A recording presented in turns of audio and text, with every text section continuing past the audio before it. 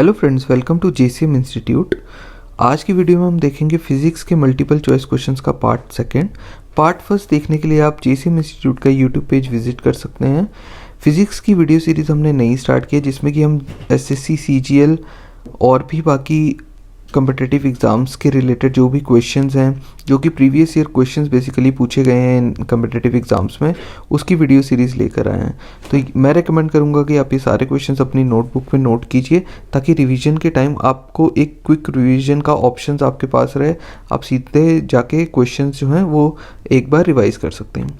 तो चलिए शुरू करते हैं आज की वीडियो। तो हमारा पहला क्वेश्चन है, surface tension in a liquid is due to. एक लिक्विड में सरफेस टेंशन होने का क्या रीज़न है?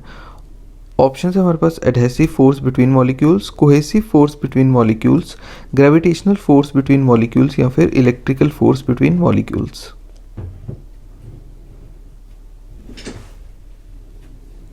तो इसका सही आंसर है option number second, cohesive force between molecules.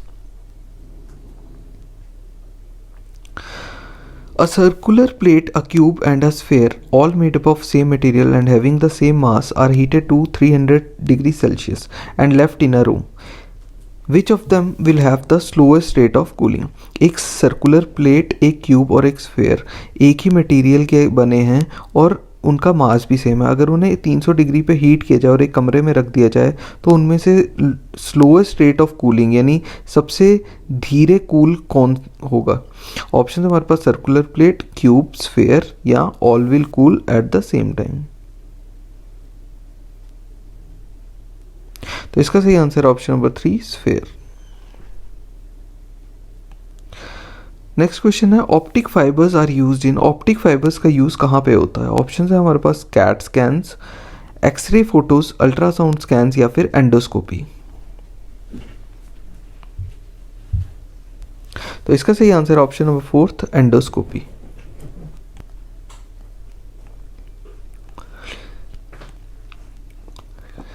Next question है, the snow on the mountains does not melt all at once when it is heated by the sun because.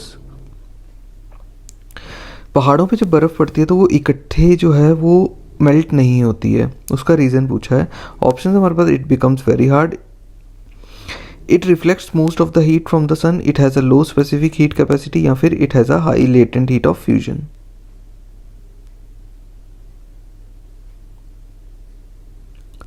तो इसका सही आंसर है option number second, it reflects most of the heat from the सन।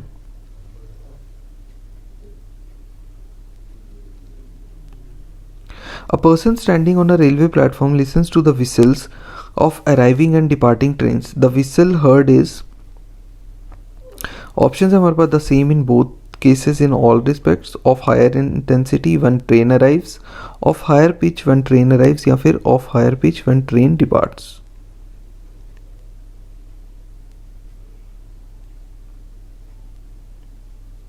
तो इसका सही answer option number 3, of higher pitch when train arrives. Holography is a technique of. Holography की technique क्या है? ऑप्शन है, recording a permanent sharp 2 dimensional black and white और multi colour photograph, recording a permanent 3 dimensional multi colour photograph, recording a permanent 3 dimensional black and white photograph या फिर recording a permanent 3 dimensional photograph of a given single colour और अ multi colour.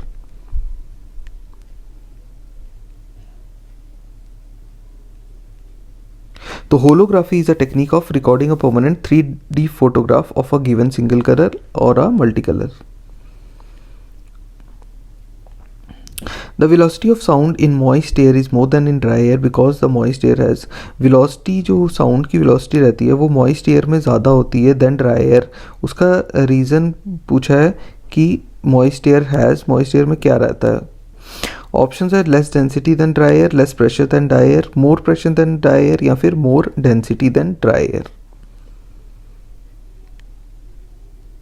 तो इसका सही answer option number 1, less density than dry air. तो ये moist air की बात थी कि मॉइस्ट एयर की जो डेंसिटी होती है वो ड्राई एयर से कम होती है, इसीलिए साउंड की जो वेलोसिटी होती है वो मॉइस्ट एयर में ज़्यादा होती है देन ड्राई एयर।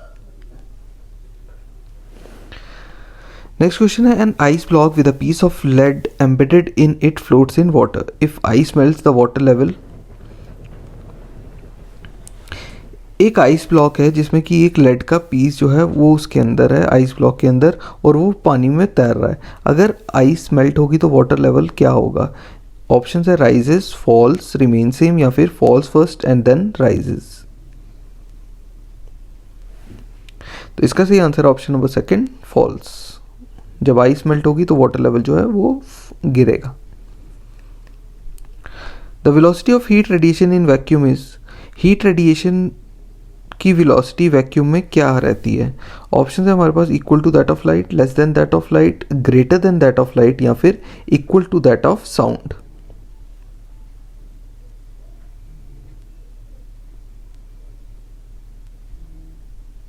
तो velocity of heat radiation in vacuum is equal to that of light.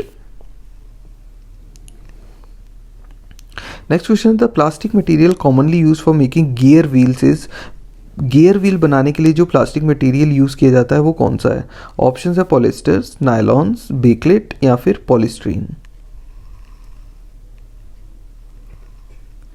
तो इसका सही answer option number second, nylons. Nylon का यूज किया जाता है गियर व्हील्स बनाने के लिए। Ultraviolet radiations of the sun do not reach the earth because earth's atmosphere is surrounded by, जो अल्ट्रावायलेट रेडिएशंस है सन की वो अर्थ तक नहीं पहुंचती हैं क्योंकि अर्थ का जो एटमॉस्फेयर है वो किससे सराउंडेड है? ऑप्शन है हमारे पास कार्बन डाइऑक्साइड, एमोनिया, क्लोरीन या फिर ओजोन।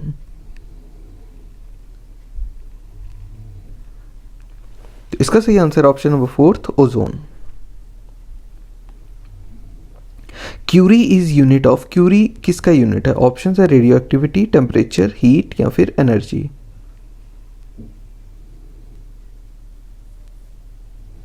तो क्यूरी जो है वो है रेडियो एक्टिविटी का यूनिट। ऑप्शन नंबर वन है हमारा आंसर, रेडियो एक्टिविटी।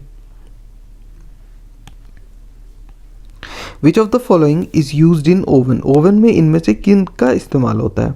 ऑप्शन है हमारे पास एक्सरेज, यूवी रेज, माइक्रोवेव्स या फिर रेडियो वेव्स। तो जैसा कि आपने सुना होगा ओवन की जो कैटेगरी हो रहती है वो माइक्रोवेव ओवन टाइप होते हैं, तो इसका सही आंसर है ऑप्शन नंबर 3, माइक्रोवेव्स। इसीलिए उन्हें माइक्रोवेव ओवन कहा जाता है। नेक्स्ट क्वेश्चन है, when heated from 0 to 10 degree Celsius volume of a given mass of water will, 0 से 10 डिग्री सेल्सियस के लिए अगर पानी को हीट किया जाए तो उसका वॉल्यूम जो है उसका क्या होगा? ऑप्शन है हमारे पास increase gradually, decrease gradually, increase and then will decrease या फिर decrease and then will increase. तो अगर पानी को 0 से 10 डिग्री के लिए हीट किया जाए गिवन मास ऑफ वाटर को, तो उसका जो वॉल्यूम है वो पहले डिक्रीज होगा और फिर इंक्रीज।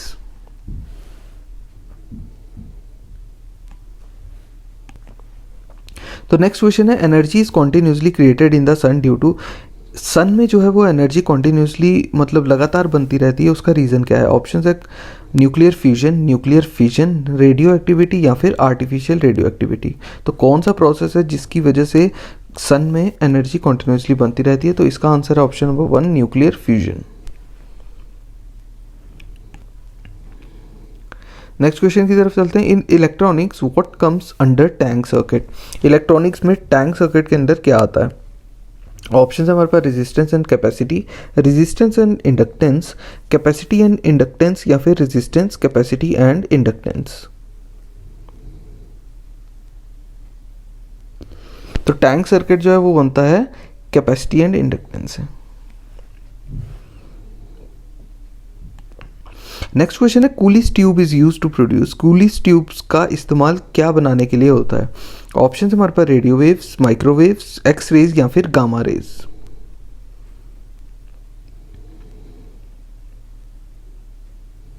तो कूलिस ट्यूब का इस्तेमाल होता है एक्स रेज को प्रोड्यूस करने के लिए। ऑप्शन नंबर 3 एक्स रेज है आंसर। नेक्स्ट क्वेश्चन है, विच of the following is use for regulated electric supply, इनमें से किसका इस्तेमाल रेगुलेटेड इलेक्ट्रिक सप्लाई के लिए होता है? ऑप्शन है Zener diode, junction diode, Gunn diode या फिर टनल डायोड। तो रेगुलेटेड इलेक्ट्रिक सप्लाई के लिए यूज होता है जीनर डायोड। ऑप्शन नंबर 1 है आंसर। नेक्स्ट क्वेश्चन है the source of the sun's energy is the process of. Sun की जो एनर्जी है उसका जो सोर्स है वो किस प्रोसेस से होता है। ये भी क्वेश्चन हमने रिसेंटली देखा, इसी वीडियो में हमने देखा पीछे ये क्वेश्चन, तो इसकी वर्डिंग थोड़ी सी चेंज की गई है। ऑप्शन देख लेते हैं, photo electric emission, nuclear fusion या फिर थर्मोयोनिक एमिशन। तो इसका सही answer option number 3 nuclear fusion. तो ये था आज की वीडियो का लास्ट क्वेश्चन। तो अगर आपको आज की वीडियो और हमारा एफर्ट अच्छा लग रहा हो तो जेसीएम इंस्टीट्यूट का यूट्यूब पेज है, लाइक शेयर और सब्सक्राइब कीजिए। अगर आपने अभी तक सब्सक्राइब नहीं किया है तो बेल आइकन को ज़रूर दबाइएगा लेटेस्ट वीडियो का नोटिफिकेशन पाने के लिए। Thank you for watching.